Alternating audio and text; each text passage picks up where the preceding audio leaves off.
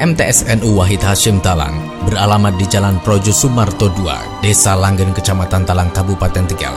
Berdiri sejak 19 Agustus 1988. Salah satu sekolah yang digagas dan didirikan oleh Kiai-Kiai NU se-Kecamatan Talang yang dimotori oleh Kiai Isya Hudori. Kegiatan pagi sebelum pembelajaran, siswa-siswi disambut oleh bapak ibu guru di gerbang untuk membiasakan dan membudayakan sunnah Rasul, yaitu 5S: senyum, salam, sapa, sopan, dan santun. Kegiatan mingguan meliputi upacara Senin pagi untuk memupuk rasa nasionalisme peserta didik, kegiatan tahlil, serta membiasakan beramal di hari Jumat sebagai wujud kepedulian siswa dan melatih siswa bersedekah dan berbagi. MTSNU Wahid Hashim Talang menyediakan fasilitas yang memadai, gedung sekolah yang representatif dengan lingkungan yang strategis, kondusif, dan aman untuk kegiatan belajar mengajar, ruang kelas yang nyaman berproyektor, perpustakaan, ruang UKS, ruang guru, lab komputer, lab IPA, lab bahasa, TU, serta musola untuk kegiatan keagamaan dalam upaya membentuk generasi muda yang islami dan berakhlakul karimah. Selain kegiatan belajar mengajar, MTSNU Wahid Hashim Talang juga mendukung kreativitas dan bakat siswa melalui kegiatan ekstrakurikuler, Ibnu EPPNU, Pramuka, Marching Band, Pencaksilat Pagar Nusa, Kirotul Kutub, PMR, seni baca Al-Quran, serta agenda tahunan study tour dan ziarah ke makam wali Allah.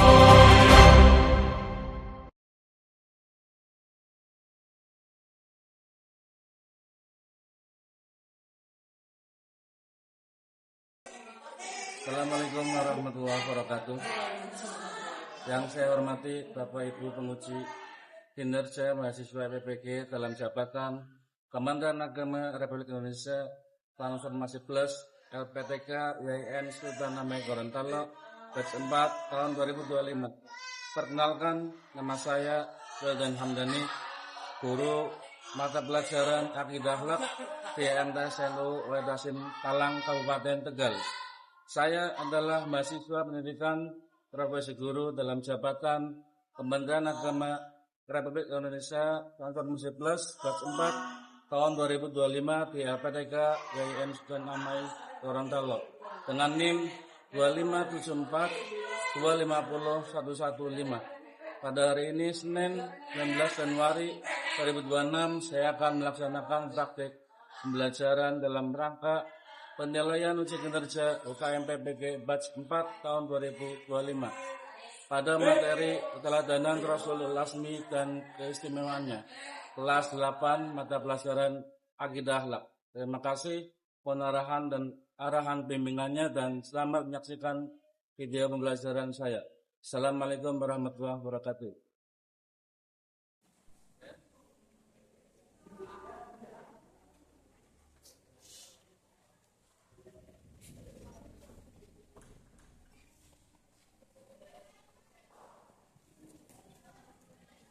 Assalamualaikum warahmatullahi wabarakatuh.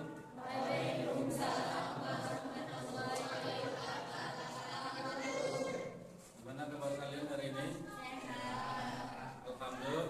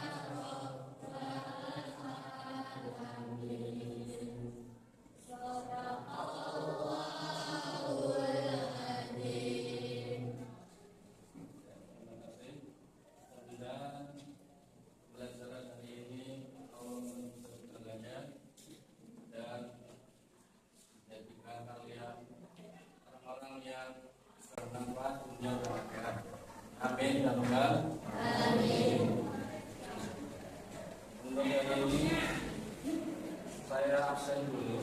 Ya.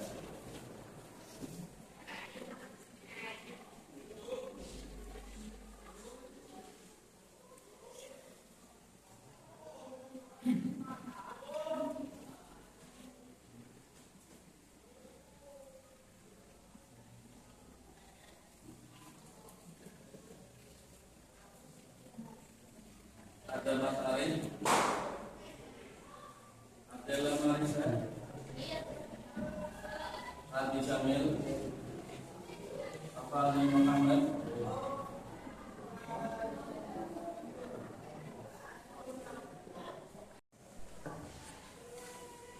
kemudian untuk semangat nasionalisme kita tetap tumbuh, mari kita nyanyikan lagu Indonesia Raya sama-sama.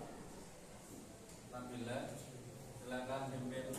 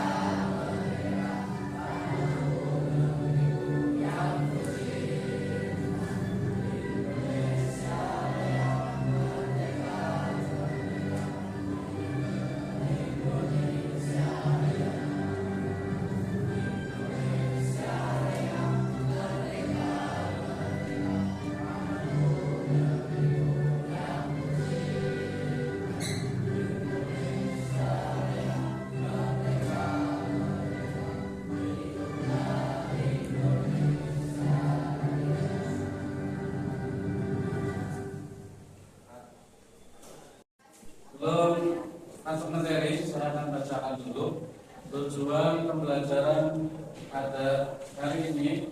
Ya. Yang pertama adalah menunjukkan perilaku spiritual dari pengalaman belajar sifat pertama Rasul Azmi.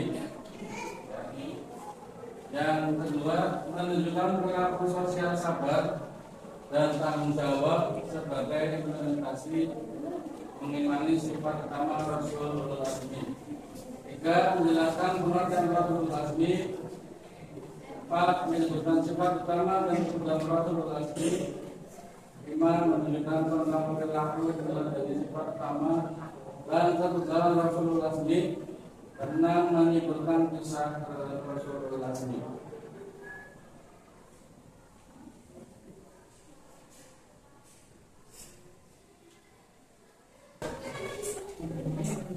Untuk menambah energi lagi, kita SBing dulu biar suasananya makin menyala, ya, menyala lampu.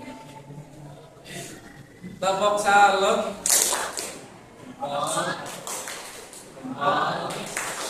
Halo. Sekali lagi. Tepuk salut.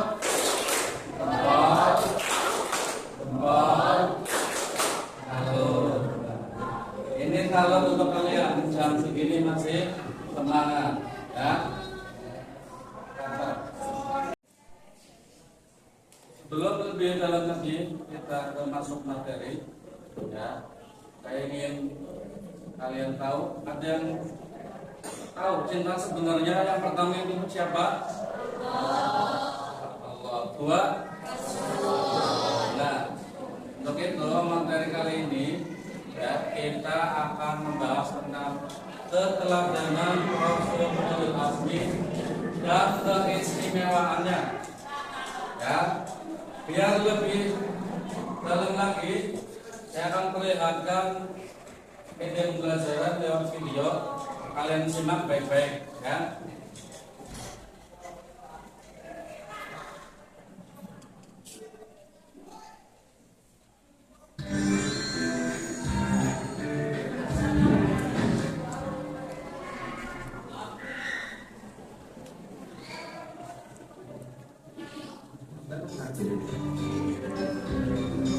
Tahukah teman-teman, kalau 25 nabi dan rasul yang wajib kita ketahui ternyata ada 5 rasul yang diistimewakan. Mereka bergelar ulul azmi. Ulul azmi merupakan sebuah gelar khusus bagi golongan nabi atau rasul pilihan yang mempunyai ketebalan luar biasa. Lalu siapa saja ya rasul yang termasuk ulul azmi itu? Mari kita simak bersama. Yang pertama yaitu Nabi Nuh alaihissalam. Nabi Nuh merupakan Rasul Ulul Azmi karena memiliki keteguhan hati dan ketabahan yang luar biasa. Hal ini tercermin dari hatinya yang tak goyah meski hanya memiliki 70 sampai 80 pengikut saja. Rasul yang merupakan keturunan ke-9 dari Nabi Adam ini akhirnya mendapat mukjizat dari Allah berupa keselamatan dari bencana lainnya. Allah memerintahkan Nabi sangat besar. Kemudian Allah menyuruh Nabi Nuh mengajak seluruh pengikutnya dan hewan yang berpasangan naik ke kapal itu. Ternyata Allah memang sudah menyiapkan bencana banjir, tetapi Nabi Nuh dan pengikutnya selamat dari terjangan banjir. Yang kedua yaitu Nabi Ibrahim alaihissalam. Nabi Ibrahim mendapat gelar Rasul Ulul Azmi karena sangat taat kepada Allah Subhanahu wa Ta'ala. Allah pernah mengujinya untuk mengorbankan anaknya yaitu Nabi Ismail.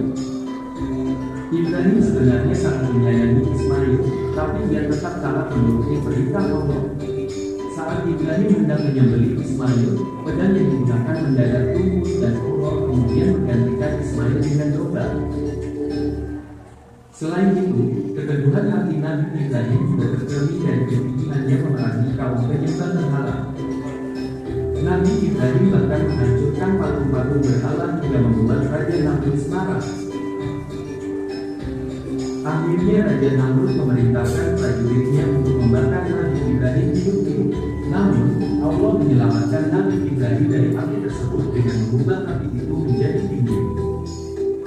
Yang ketiga yaitu Nabi Musa alaihissalam. Nabi Musa merupakan seorang nabi dan rasul yang diutus oleh Allah kepada Firaun. Firaun merupakan seorang raja Mesir yang sangat kejam, bahkan ia mengaku dirinya sebagai Tuhan. Karena kekejaman Firaun kepada semua budaknya yaitu Bani Israel, akhirnya Nabi Musa membawa kaumnya untuk pergi dari Mesir. Tak lama kemudian, Firaun mengejar rombongan Nabi Musa. Namun Allah tak tinggal diam, kemudian Nabi Musa diberi mukjizat oleh Allah untuk membelah laut dan menyelamatkan kaumnya dari kejaran Firaun. Yang keempat yaitu Nabi Isa alaihissalam. Allah memberikan banyak mukjizat kepada Nabi Isa sejak ia lahir, yaitu lahir dari seorang wanita suci yang mengabdi di Baitul Maqdis bernama Maryam tanpa suami. Setelah dewasa, Allah mengutusnya sebagai nabi untuk berdakwah kepada kaum Bani Israel. Banyak kalangan yang menghina dan tak percaya kepadanya. Bahkan Nabi Isa hendak dibunuh dengan cara disalibkan. Kendati begitu, ia tetap sabar. Allah pun menyelamatkannya. Dengan mengangkat Nabi Isa terlahir dan menyerupakan wajah pengikutnya yang berkhianat bernama Judas Iskariot dengan wajah Nabi Isa yang kemudian dibunuh dan disalibkan. Yang terakhir yaitu Nabi Muhammad SAW. Nabi Muhammad merupakan seorang nabi terakhir dan sebagai penutup para nabi yang diutus oleh Allah kepada seluruh umat manusia. Sama seperti Nabi Musa, Nabi Muhammad juga mendapat banyak tentangan ketika berdakwah menyampaikan wahyu dari Allah. Salah satunya dari kaum Quraisy yang menentang ajarannya. Nabi Muhammad juga memiliki sebuah mukjizat, yaitu salah satunya dapat membelah bulan. Dan mukjizat yang paling besar bagi Nabi Muhammad adalah Al-Quran, sebuah pedoman hidup bagi seluruh umat manusia. Itulah kelima nabi dan rasul yang bergelar ulul azmi. Semoga kita semua dapat mengambil pelajaran dari kelima nabi dan rasul tersebut. Terima kasih teman-teman yang telah menyimak video ini dari awal sampai akhir. Akhirul kalam, wassalamualaikum warahmatullahi wabarakatuh.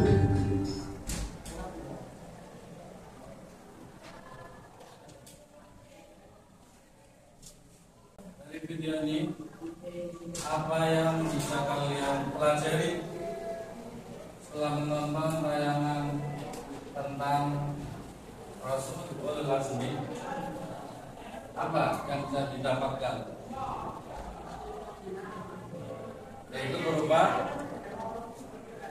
sikap dan sifat Rasul ulul azmi, yaitu tentang kesabaran para Rasul ulul azmi, keikhlasan dan kegigihan mereka dalam menjalankan perintah-perintah Allah.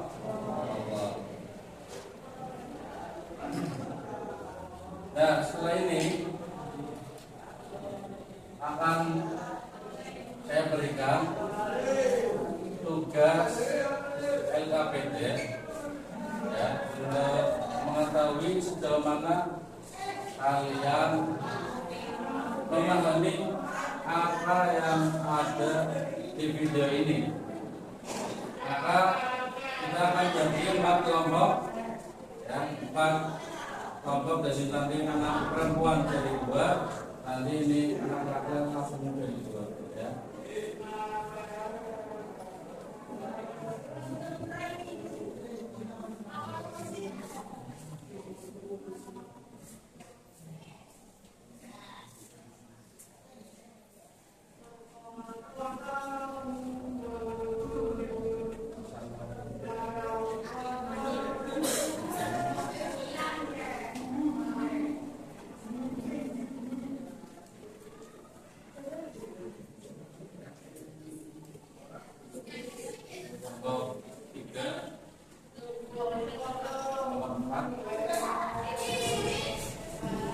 Yang paling bawah bisa dilihat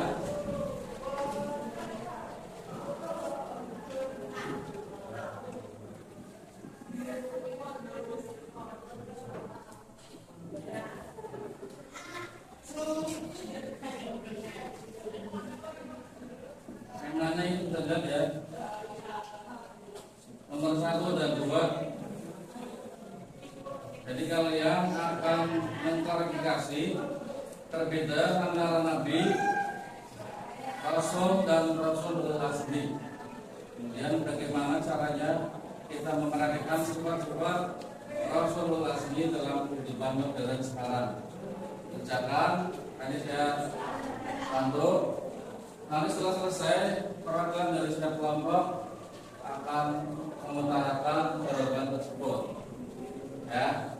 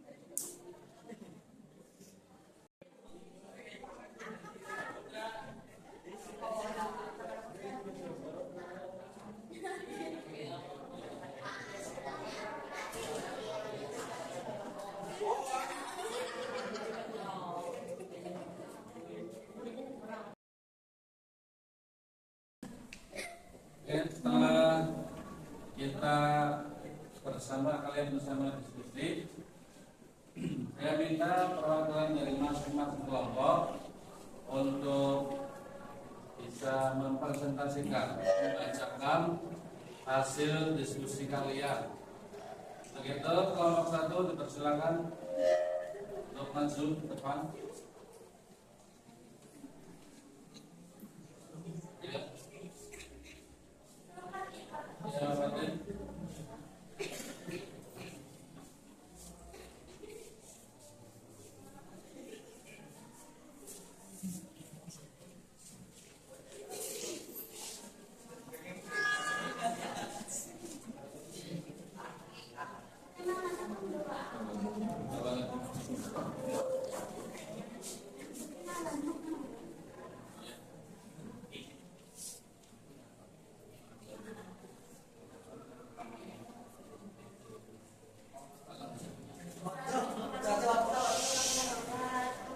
Waalaikumsalam warahmatullahi wabarakatuh. Kami dari kelompok 1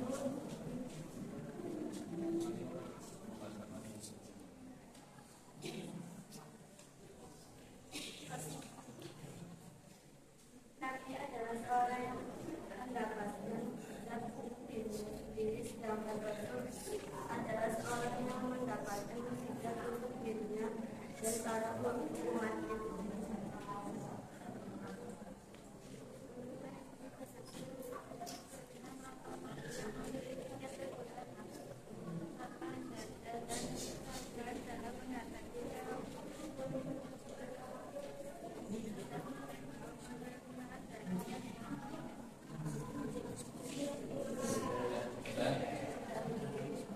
Silakan kembali ke tempatnya. Saya panggil kelompok 2 untuk presentasikan. Silakan. Prof. Diana Zawiyah, Kak.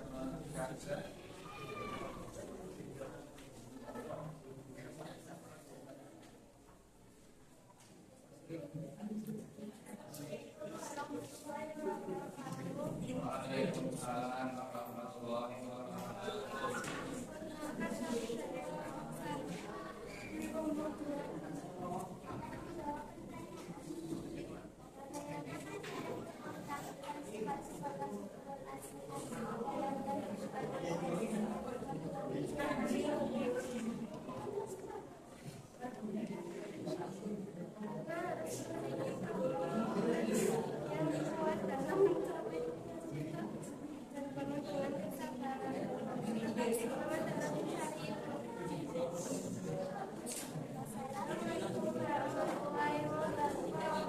Waalaikumsalam warahmatullahi wabarakatuh. Selanjutnya untuk kelompok 3 akan mempresentasikan hasil diskusi. Ini sama Adi, silakan.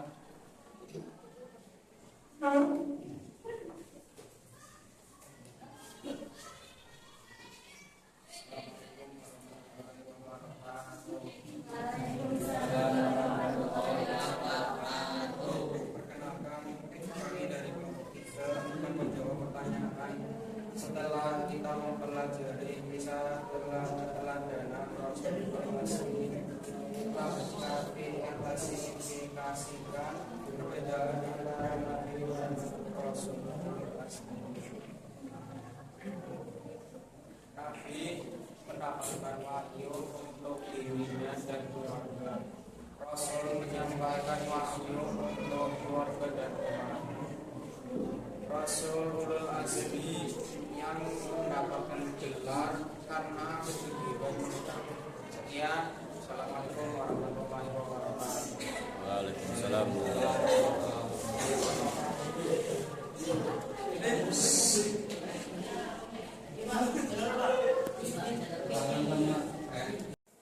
Selanjutnya kelompok 4 akan dibacakan atau dipresentasikan oleh Farhan sama Syekh Maulana. Silakan maju ke depan.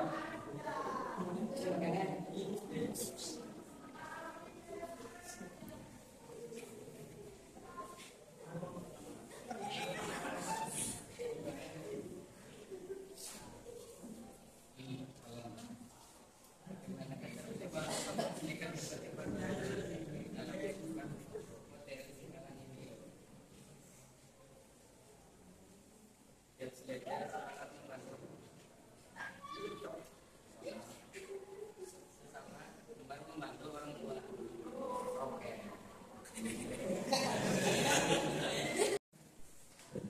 untuk materi tadi yang kita pelajari bersama sudah bisa dipahami semua.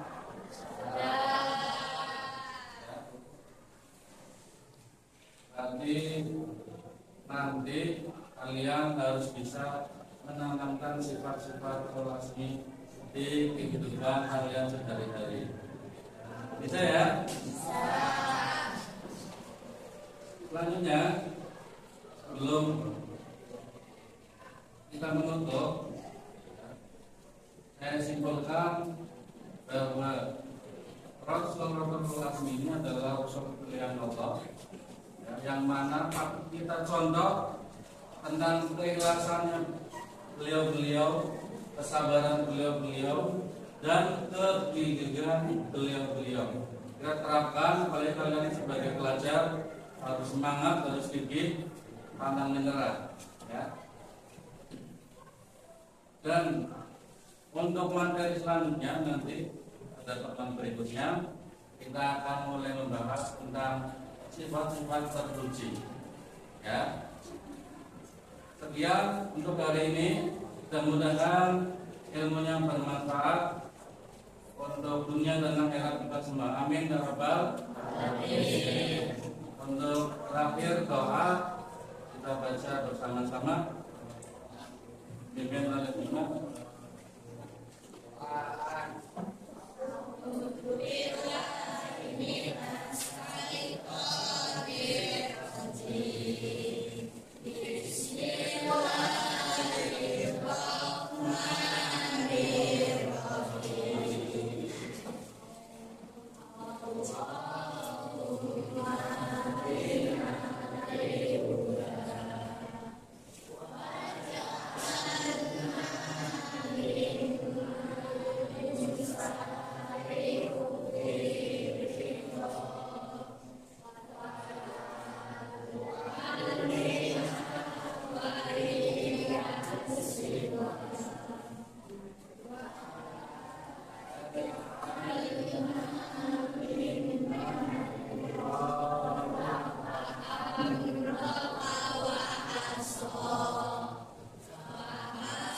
Oh.